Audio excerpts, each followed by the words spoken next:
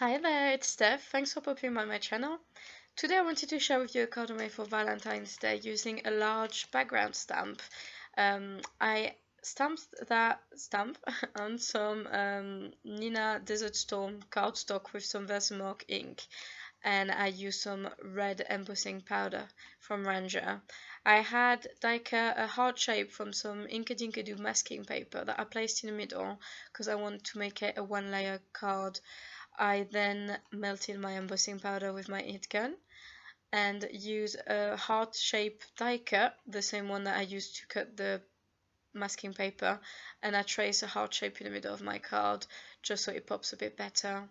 I then stamped my greeting with some Memento Tuxedo black ink, and I'm preparing my critter. So this critter for baby showers. So I wanted to remove the little, I think it's a bag, I suppose, the baby's supposed to be in. So I just masked it, inked, and then removed the paper and then stamped. And I replaced it by a little heart shape because that little stalk is bringing me love for Valentine's Day. So after that, I used my Copic multiliner and I just made the outline a bit thicker so it matched the stalk, and I started to do some coloring. So the Copic multiliner is Copic resistant, so it does not bleed, and then you can color without any problem. I used two different shades of red just to make it a bit darker on the edges, and then I started coloring the stalk. I used two different colors, a flesh and a very light yellow, and it works quite well with that Desert Storm cardstock.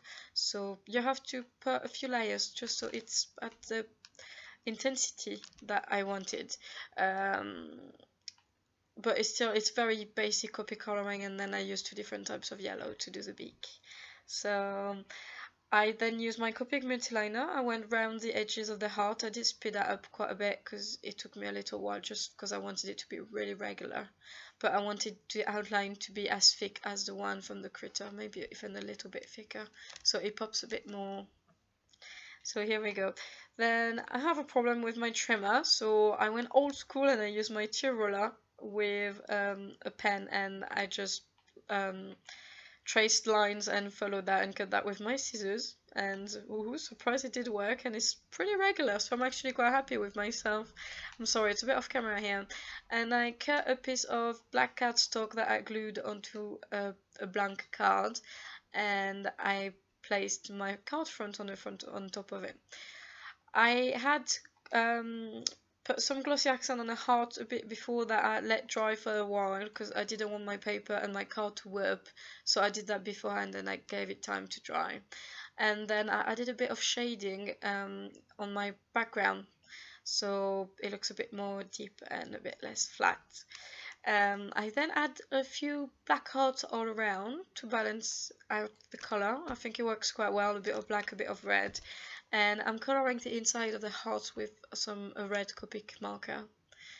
And I think it works quite well. I think this black outline makes the red pop even more, and I really like it. It's kind of my favorite color, black, white, and red. So that's my thing. So once I was done doing coloring in red, I just added a few dots of white on the heart like I did for the main heart, but you can't really see it because there is some glossy accent on the top of it. And then I decided to use my white gel pen and to color the inside of this flourish, I suppose we could call it. You can't really see it because it's a bit too far, but there were quite a few gaps, and I thought it would be quite nice and it would add a lot of dimension, or at least, you know, some dimension with that white gel pen, and I think it works quite well. Told you, black, red and white. So I hope you like it, and I wish you all a very good week, and thank you for watching. Bye!